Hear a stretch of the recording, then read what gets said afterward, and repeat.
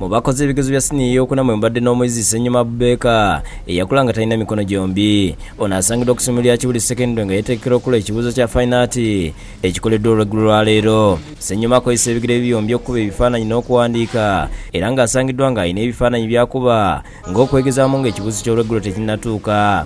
Ekisinga okwewuunyisa ku Ssennyuma y'engeri gy'akozesaamu ebigere byombi okufulumya by'akuba ne by'awandiika nga binyirira okukamala. Ssennyuma bw'aba alina by'akuba nga si birungi akyusa ekkalaamu ng'akozesa ekigere n'agiteeka ku ludda olusangula era bw'amala okusangula ate n'agizaayo okuddamu okukuba. Era ne bw'atandika okuwandiika ku lupapula osobola okulowooza nti akozeseza mikono. Mu kuwaayamu ne Ssennyuma agambye nti okuva mu mwaka gwa 2015 abadde asomera Kibuli okutuuka kati ng'asuubira okuyita obulungi naddala mu ssomo ly'okubala kuba yasinga okukola. Then ku lwokusatu ninayo math tenga kimanyi ngenda mufunamu kamu wangenda yita bulungi ekyo kyonsuubira.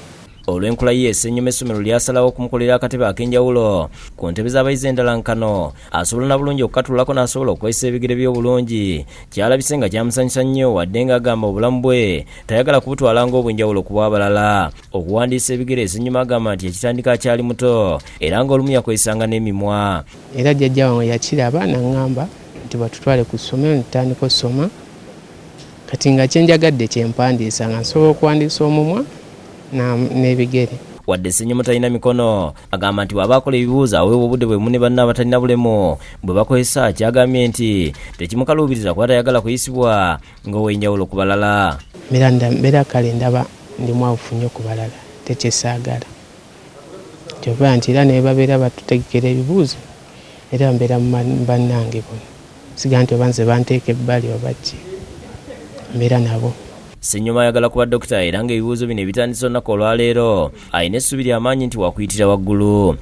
Kuba math mwagala nnyo, chemistry ne biology yagala yadde ati mwagala kuva buto endaba ate mu HSC mu senior 5 n'abasiina wengenda muteeka ku byenjagala okukola ati yadde mwagala so biragenda kujjayo okuva ku 8 nga 11.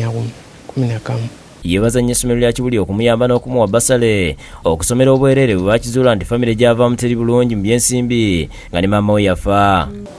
Vaa era saagala kugenda ku ssomero ddala mu HSC ng'akudde banene Kibuli basajja banene bannyambye nnyo.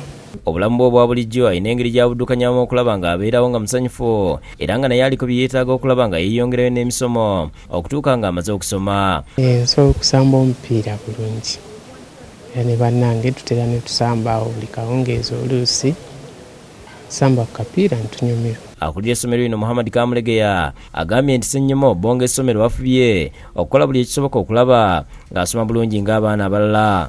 Era nga bw'ogirabye nti ne mu UNEB twamukozesa entebe ye ngeri special ng'omuntu. Agamba nti muyizi wa mpisa ng'amusuubira n'okuyitira waggulu kuba byasoma abitegeera. Era tumusuubira nti y'omu ku baana be tusuubira okufuna first grade mu bibuuzo bino. Obedi Lutale yakusakidde ggulo ku lwa Bukedde TV.